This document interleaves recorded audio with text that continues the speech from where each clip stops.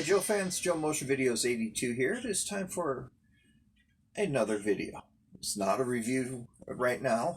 I just want to answer some questions that have been asked of me on Twitter. I've been getting some emails and excuse me, allergies, man. I was out watering my garden. But lost my train of thought. I'm sorry. The questions were how did I get started in G.I. Joe? When did I start collecting? And what is the best way to build your collection? So I got started in 1982. The very first commercial that came out on TV, I remember seeing it right before we moved from Ohio out here to Arizona. I was immediately in love with it. Action figures have always been a part of my life, starting from the Fisher Price action people. I had quite a few of those. I remember last year or so I shared an ambulance in one of my videos that came with two firemen. I had that when I was little. Just a bunch of those little things. So when Star Wars came around, like every kid of that era, my head was absolutely spinning for them. And for my third birthday, I received C3PO, R2D2, Darth Vader, the Stormtrooper, and the Tusken Raider. Uh, and I still have most of those. Well, my daughter does now, but yeah, my originals from '77. She has those, and she's taking very good care of them, which I'm proud of her for. So, getting back to GI Joe, it was that year when they came out. They had, of course, the original Green 13, Scarlet, Snake Eyes, the Cobra Trooper, and Officer. That was all we got in the first release. And that Christmas, when we first moved out here, money was a little scant that year because my parents spent everything that they had to move us out here. But that Christmas, I received the G.I. Joe radio, which I had done a review on, and the Cobra Trooper, which I still have. So that really got me started in G.I. Joe. But my parents limited us on what we could collect. Because my mom didn't want to have a house full of toys. I have 4 siblings, so space was limited with 5 kids in the house and a dog. So then it was Star Wars, and slowly got into Masters of the Universe and G.I. Joe, and of course Ninja Turtles for my youngest brother. And so that's really how I got started. I would say by 86, I had maybe 4 or 5 Joes. And then 89 is when things really took off for me with these action figures. And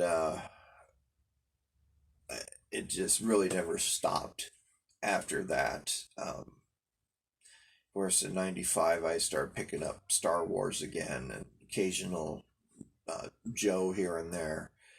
But yeah, that's really how I got started. Is right from the beginning. I was very fortunate to be born during a time of a toy explosion. Um, Growing up in the 80s and 90s was a very fantastic and magical time. And I'm sure every adult looks back at their childhood that way. I know my mom, often has memories of going to malt shops and things of that nature, listening to music on the jukebox and eating $10 or 10-cent hamburgers, stuff like that. So, yeah, I mean, the 80s definitely was a different time for us. The shopping mall actually became a way of life. There was a mall culture. Um, and toys, it, everything just, it was about bigger and better in the 80s. We had, with He-Man and She-Ra, we had the castles. There was the Eternia playset, of course, the USS Flag, which holds the record for the biggest toy ever made. The Terror Drome, the General, uh, the Crusader. And I can't remember the other space shuttle. I mean, a playset, this big, almost as big as the kid playing with it. It was about size. Size mattered. And of course, the cartoons were,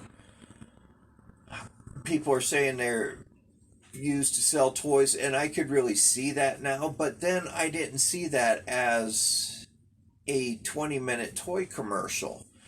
Yeah, I found it weird that one episode of Masters of the Universe just comes to mind where it just showed Fisto just smashing rocks with his big hand. And He-Man just walked up, talked to him real quick, and left. So they had to plug Fisto, and that's what really manifested with me. But it was, for me, it was a form of entertainment. I remember busting my tuchus, getting home, riding my bike as fast as I could from work or from school, and getting home in enough time to watch G.I. Joe and Masters of the Universe. My buddy John and I, we did that. I mean, it was G.I. Joe. We watched it, then we would play with the action figures. He and I are in band together, so we would practice on our instruments. I played the tenor sax, and he played the trumpet. And found out if you turn the trumpet um, note sheet upside down and read it from bottom to top, right to left, those are the saxophone notes for the same song. That was really neat. Um, so yeah, that's really how I got started with GI Joe. It was from the beginning of the 3 3/4 inch. I wasn't at the very beginning of GI Joe. My oldest brother and my second oldest brother, my two older brothers, I should say, had some of the Adventure Team action figures. And those were a lot of fun to have. I remember playing with those, but for me, it was all about the 3 3/4 inch. I didn't have very many of the vehicles. I didn't get those until about 88, 89. So, toy collecting tips. Uh, this one, this question was asked after somebody had watched my toy room tour video. Um, as mentioned, wow, you have a great collection, and thank you for that. It's just a hobby. I don't brag about what I have. It's I just want to share that hobby.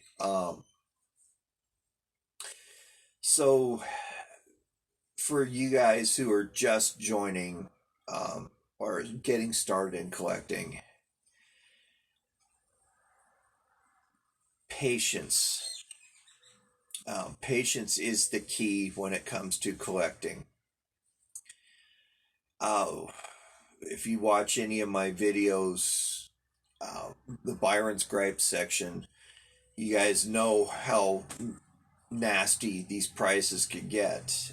Uh, so there are people out there who are selling these toys for decent prices. Like just last night, I saw a Slipstream for $2.99. That came with the Conquest X30. So I snatched him up because I only have one Slipstream and I have two Conquests. So I just wanted to complete it, and Vinny helped me to complete. So thank you, Vinny. He, very, very much. He helped me to complete a Conquest. Uh, so it's help like that. I've other people making donations to this channel that helped build this collection as well, and got some pieces that I would never have bought on my own, just because of the expense of them. But yeah, patience is the key on that. Don't get too excited and buy it right away. Uh, Shop around, go to other websites, shop around, especially go to a local vintage toy store. Sometimes you can negotiate prices with the sellers or the owner of the shop. But yeah, just keep a budget. That's the real important thing. Get a certain dollar amount in your mind and say, I'm not going to exceed this dollar amount. Be careful with shipping. I've fallen into that trap before. I see a good price, I jump on it before reading anything. I hit pay. It's like, oh crap! I paid $8 for this, and they're asking 25 in shipping. Some people slip that in there to make extra money off of the shipping. It may not always be the seller's fault. I know with eBay, when you're setting up a shipping rate, they ask you the size of the box and approximate weight, and then it's automatically calculated. Most people do refund the additional shipping. There are still a lot of honest people in the world. I believe that 99% of people are honest. Uh, so be careful of that. Uh, my collection started off really small, as everything does. A piece here, a piece here, a couple pieces here, and well, not most now, but when I started really heavily collecting as an adult, most of my collection was what I had saved from my childhood, and a lot of those figures were still complete. Missing some of the bipods, the smaller pieces, little microphones, stuff like that easily get lost. Yeah, so yeah, it just started off like that, and yeah, just a couple pieces here and there. Before you know it, your collection will grow, and what could I say? Displaying them is a lot of fun. Um, I really enjoy that, but my room is relatively small, this collection room, so that's why the back is always changing. I want to keep things fresh, but whenever I get something new, I want to put it up there, and I take the older thing down. I'll put it in a plastic bag and store it somewhere. Because out here in the desert, everything is dusty. So, I'll put it in a plastic bag hanging on the wall or whatever. But yeah, you know, it's a lot of fun. If you want to bid on an auction, again, set a price that you don't want to exceed. And if the auction goes beyond that, you know, it's up to you if you want to stop. But 9 times out of 10, after the auction ends, more items of that are similar on eBay will pop up. And sometimes, half the time, I should say, it comes at a regular or at a cheaper price than what the auction was selling for. So it gives you an opportunity to buy that item. So that's another way to collect. As far as displaying goes, you know, it's all about your preference. Mine is really condensed in this small space, so stuff is stacked on top of each other and hanging up on walls. I've built shelves, even bought a display case. So it really depends on how you want to do it. You know, I have a few pieces in the living room, but that's more my mother's space, so she doesn't want to see a bunch of toys out in the living room. So that's it, pretty much it, guys. As far as collecting tips and you know how I got started with GI Joe. You know, again, you know, the 80s and 90s, it was simply magical. A great time to be a kid. Yeah, I look back on it with fondness. You know, going to the mall was a very, very big deal for me when I was little.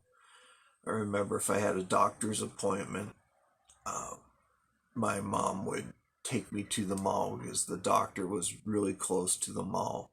We'd go to the mall after that and just walk around. Go to Dairy Queen, you know, she'd get caramel popcorn. I'd get an ice cream cone or whatever. But yeah, it's the mall, especially like Lionel Play World and Toys R Us. I liked Lionel better because it had a bigger selection. And you know, it was just it was a blast. You know, the 80s, 70s, or 80s and 90s. Not so much with the 70s, but things really start picking up for us in the 80s. So, again, thank you guys very, very much for tuning in. I greatly appreciate all my new subscribers and everybody who has subscribed. A huge, huge thanks to my channel supporters for your help.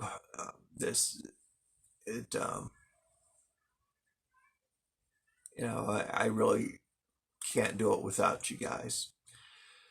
So, take care, stay safe. Remember, safety, sanitize, 6 feet, wash your hands. Always be kind to everyone, especially be kind to animals. They know nothing but unconditional love.